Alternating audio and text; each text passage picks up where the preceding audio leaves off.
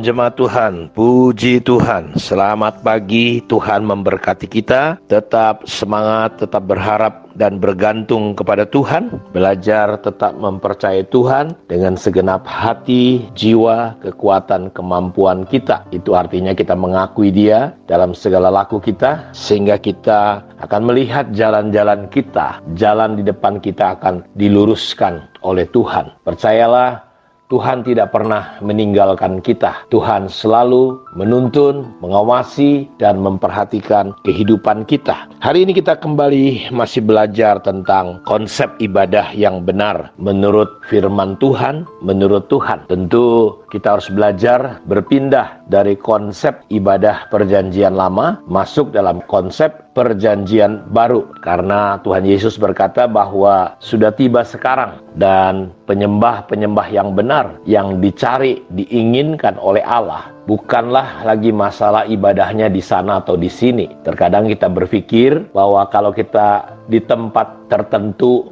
dengan gedung tertentu, fasilitas tertentu, kita berpikir kita punya ibadah yang hebat. Ibadah yang benar itu konsepnya yang pertama adalah secara pribadi, yang kedua adalah secara korporat. Tapi kita tidak membahas hal ini. Tetapi yang jelas, Alkitab berkata bahwa Dia sedang mencari penyembah-penyembah yang benar, yang menyembah Allah di dalam roh dan di dalam kebenaran. Sebab Allah menghendaki. Kata menghendaki artinya Dia inginkan dengan standar dan ukurannya. Karena kita sudah tahu ada banyak orang yang bisa mati, ditolak karena tidak memenuhi standar ibadahnya Tuhan. Karena itu hari ini saya ingin mengajak Bapak Ibu melihat sebuah firman Tuhan dari Matius pasal 15 ayat 7 sampai 11. Hai orang-orang munafik, benarlah nubuat Yesaya tentang kamu. Jadi Yesus mengutip bahwa di perjanjian lama, khususnya di kitab Nabi Yesaya, Yesaya bernubuat bangsa ini memuliakan aku dengan bibirnya, padahal hatinya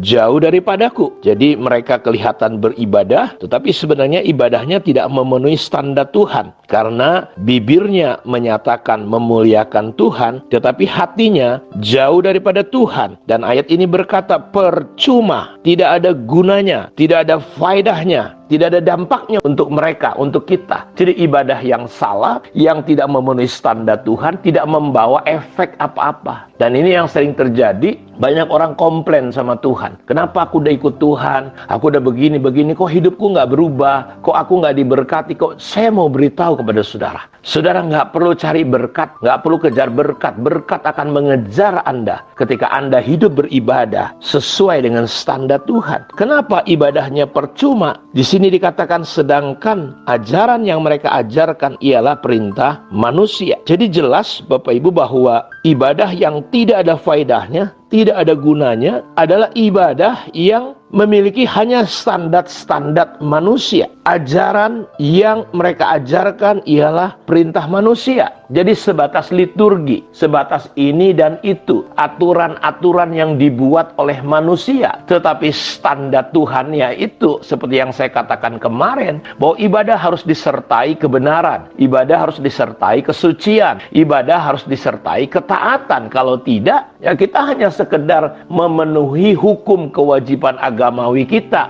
untuk menenangkan hati kita bahwa tiap minggu kita harus ibadah. Sehingga orang kadang-kala bertengkar, ribut masalah hari ibadah, atau ribut masalah pakaian, atau ribut masalah pakai toga atau tidak gitu ya. Itu kan aturan-aturan para penginjil hamba-hamba Tuhan yang dari Eropa datang. Kenapa mereka pakai baju-baju kayak gitu? Karena di Eropa dingin. Jadi itu bukan sesuatu standar Tuhan. Ini yang dikatakan percuma mereka ibadah karena ajaran yang mereka ajarkan itu adalah ajaran manusia. Kenapa lahir ayat ini? Saudara perhatikan, di sini orang-orang Farisi sedang ribut. Mereka berkata, mengapa murid-muridmu melanggar adat istiadat nenek moyang kita? Dalam ayat satunya, mereka tidak membasuh tangan sebelum makan. Lihat saudaraku, mereka mempersoalkan masalah basuh tangan. Tetapi jawab Yesus kepada mereka, mengapa kamu pun melanggar perintah Allah demi adat istiadat nenek moyangmu? Sebab Allah berfirman, hormatilah ayahmu dan ibumu, dan lagi siapa yang mengutuki ayahnya ataupun ibunya pasti dihukum mati. Tetapi kamu berkata, barang siapa berkata kepada bapaknya atau kepada ibunya, apa yang ada padaku yang dapat digunakan untuk pemeliharaanmu sudah digunakan untuk persembahan kepada Allah. Orang itu tidak wajib lagi menghormati bapaknya atau ibunya. Dengan demikian firman Allah kamu nyatakan tidak berlaku demi adat istiadatmu sendiri. Lalu muncullah ayat itu, benarlah nubuat Yesaya, bangsa ini memuliakan aku dengan bibirnya tapi hatinya jauh. Jadi artinya begini, kita bisa saja melakukan hal-hal kebaikan secara moral, tetapi kita tidak boleh melanggar, meniadakan firman Tuhan. Mereka mempertahankan budaya tapi mereka melanggar firman Tuhan, khususnya tentang ayah ibu mereka.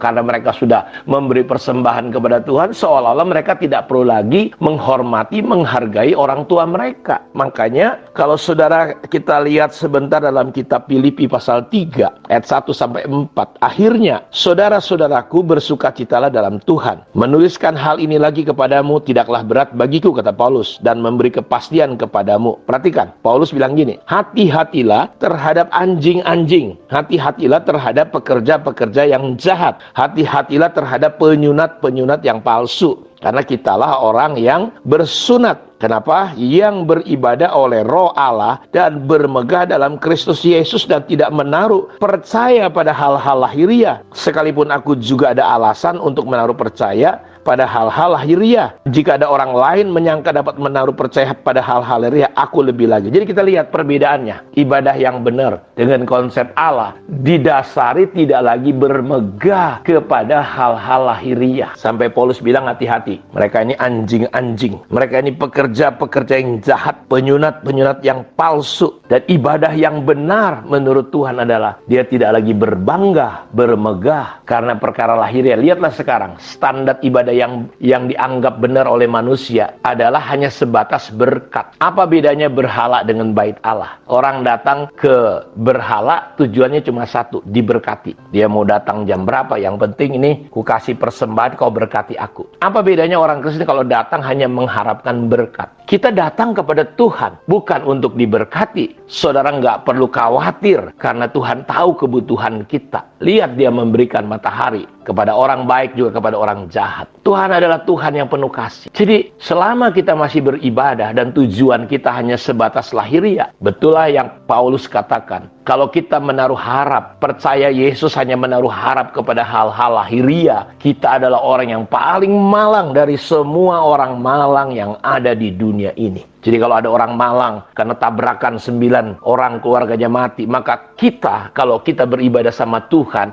menaruh harap hanya perkara-perkara lahiriah, berkat-berkat saja, kita lebih malang dari orang malang itu. Kalau kita lihat ada orang miskin mungkin, malang sekali, kita berkata, kita lebih malang. Kalau kita beribadah sama Tuhan, hanya sebatas ukurannya berkat, mengejar berkat. Kita beribadah untuk menyenangkan Tuhan. Makanya Paulus bilang, kita jangan lagi bermegah karena hal-hal lahiriah. Kadang-kala ukuran sukses pendeta naik mobil apa, berapa jumlah jemaat.